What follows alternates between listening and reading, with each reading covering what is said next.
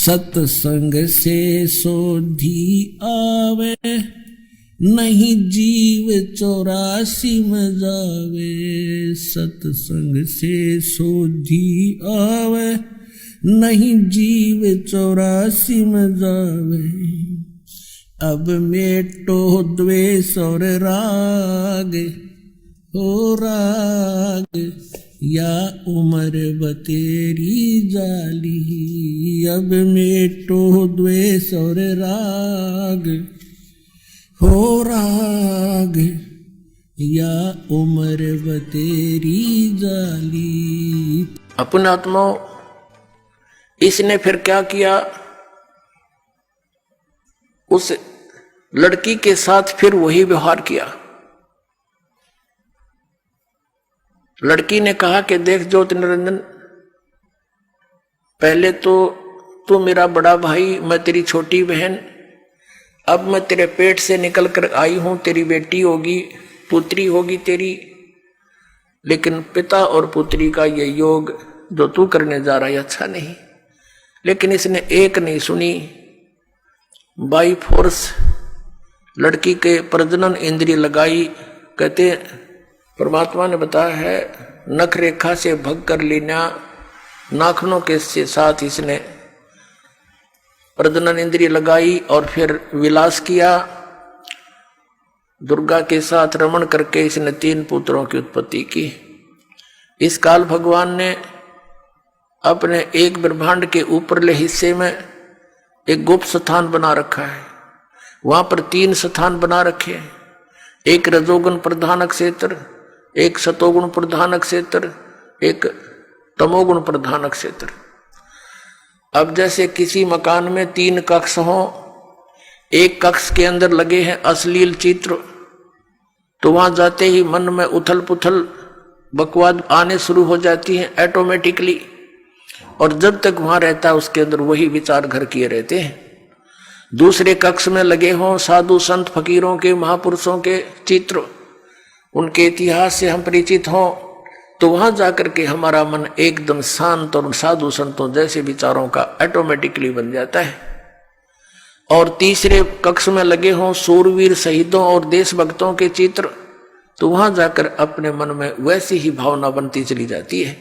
ठीक इसी प्रकार इस काल ने, इस ब्रह्मा विष्णु महेश के पिता ने अपने एक ब्रह्मांड के ऊपरी हिस्से में बीच में बहुत बड़ा गैप दे रखा, जिसको वोक्यम बोलते हैं, शून्य बोलते हैं। वह कोई नहीं जा सकता इसकी रजा के बिना।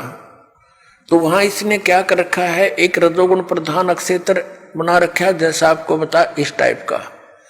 तो जब ये अपनी पत्नी दुर्गा को वहां रखता है, सावित्री रूप बना लेता है और स्वयं ये ब्रह्मा रूप पंचमुखी हो जाता है, तो वहां इनके दोनों के, जब ये वहां रहते हैं, इनके विचार वैसे ही रहते हैं रजोगुणी। इनके संयोग से दोनों से जो पुत्र उत्पन्न होता है वो उन्हीं गुणों के युक्त हो जाता है। उसको फिर बच्चा होते ही इसको, जब वो थोड़ा सा जानने योग्य होता है, तभी उसको बेहोश कर देते हैं, अचेत कर देते हैं और कोमा के अंदर उसकी परवरिश करते रहते हैं। जब तक ये जवान नहीं होते तभी तक इनको बेसुध रखते हैं। फिर ये दूसरे स्थान पर चले जाते हैं सतोगुण प्रधान क्षेत्र में। वहां ये स्वयं विष्णु रूप धारण कर लेता, चतुर्भुज रूप धारण करके, विष्णु जैसा रूप करके, और लक्ष्मी जैसा रूप दुर्गा बना लेती है। यहाँ दोनों वहां रहते हैं सतोगुण प्रधान क्षेत्र में। इन दोनों के संयोग से जो पुत्र उत्पन्न होता है वो सतोगुण युक्त हो जाता है, और उसको भी ऐसे ही जब ये थोड़ा सा बालक होता है, जानने योग्य होता है, उसी समय इसको कोमा में कर देते हैं, अपनी सिद्धि शक्ति तक अचेत कर देते हैं और परवरिश जारी रखते हैं इसकी। ठीक इसी प्रकार ये तीसरे स्थान पर जाते हैं जो तमोगुण प्रधान क्षेत्र है। वहां ये क्या करता है, ऐसा रूप बना लेता है जैसा आप शिव का देखते हो चित्रों में, और अपनी पत्नी को पार्वती रूप बना करके दुर्गा को वहां सही रखता है।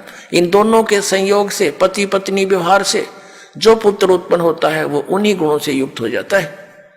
उसको भी फिर बेहोश कर देते हैं और परवरिश जारी रखते हैं। जब ये तीनों युवा हो जाते हैं, ये सब कार्य ये सुनियोजित तरीके से और गुप्त और धोखे में रखकर करता है, ताकि कहीं किसी जीव को पता ना लग जा मेरे काले कारनामों का। और दुर्गा को इसने सख्त हिदायत दे रखी है कि यदि तूने मेरी बात का कहीं भेद खोल दिया कि मैं 1 लाख मनुष्य शरीरधारी प्राणियों को खाता हूं, तो मेरे से बुरा नहीं होगा। अब ये इससे डरती है, क्योंकि अपने पैर पर कुहाड़ा मार के इसके अधीन होगी, जो ये कहता है ये वही करती है। इसने भी पाप का ढेर कर दिया। अब ये विवश है, तो इसने क्या किया, जब ये तीनों पुत्र युवा हो जाते हैं, इनको सचेत कर देते हैं। जैसे विष्णु जी को शेष नाग की सैया पर इसके नाभि कमल से उगा दिया एक फूल कमल का, और वहां उसको दूसरी स्थान पर निकाल दिया, उस पर ब्रह्मा को स्थापित कर दिया, और फिर कैलाश पर्वत पर शंकर भगवान को युवा होते तीनों को होश में ला दिया। आप श्रीमद् देवी भागवत गीता प्रेस गोरखपुर से प्रकाशित 3रे स्कंद में 5 से लेकर 6-7 अध्यायों में आप पढ़ोगे, उसमें समय आने पर आपको वो दिखाएंगे, पढ़ाएंगे। उसमें क्या बताया है कि ब्रह्मा जी बताते हैं अपने पुत्र नारद को, जब उसने सृष्टि उत्पत्ति का कारण पूछा कि बताया कि बेटा नारद के बताऊं, मैं तो कमल के फूल पर अचेत पड़ा था, जब मैं सचेत हुआ तो मुझे नहीं मालूम इस अथाह जल में मैं कहां से आ गया, मेरा कौन जनक है, मैं किसने पैदा कर दिया। फिर मैं उस डंठल पकड़कर कमल की नीचे उतरना चाहा कि देखूं ये कहां तक है, तो मैं कई वर्षों तक घूमता रहा, कुछ नहीं पाया, मैं डर के वापस जा बैठा। आकाशवाणी हुई तप करो तप करो, तो मैंने 1000 वर्ष तप किया। फिर आकाशवाणी हुई कि अब सृष्टि करो। अब ये काल क्या करता है, इनको पहले तो चार्ज करता है, बैटरी चार्ज करवाता है इनकी, तब करवा के सिद्धियां आ जाती हैं, फिर रिमोट अपने हाथ में रखता है। फिर इसने सोचा सृष्टि कैसे करूं, तो उसी समय इस काल ने अलग से मधु और कैटब नाम के 2 प्राणी और दुर्गा से उत्पन्न करवा दिए। वो दोनों राक्षस ब्रह्मा को मारने के लिए दौड़े, ये डरता कमल के डंठल पकड़कर नीचे को भाग लिया, सपीटता नीचे उतर लगा।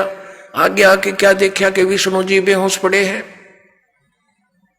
अब वो घबरा गया, अब क्या करूं, ये उठा नहीं, कैसे जगाऊं इसको।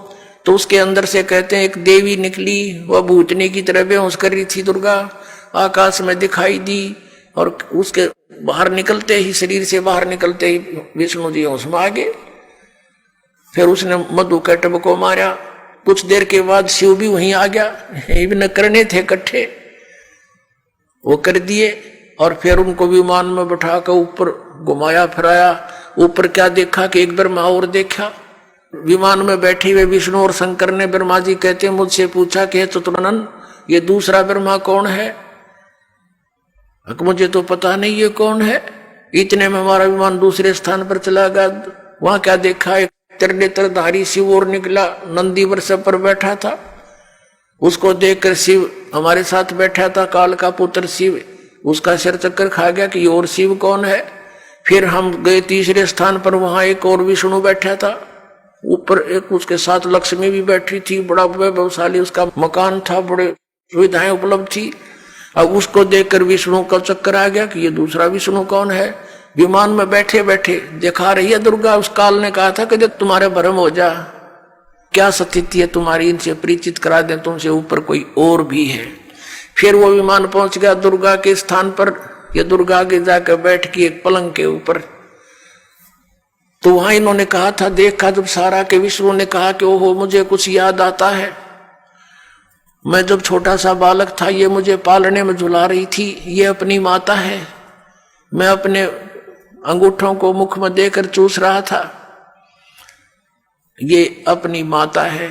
तो उसने क्या बताया कि फिर उनकी स्तुति की, तुम शुद्ध स्वरूपा हो, हम तो आपके ही प्रभाव से वर्तमान हैं, हम अनित्य हैं, हमारा आविर्भाव मन जन्म, हमारा और तिरोभाव मन मृत्यु होती है, आप ही सर्वेश्वरी हो, आप ही नित्य हो, प्रकृति हो, ऐसे ऐसे।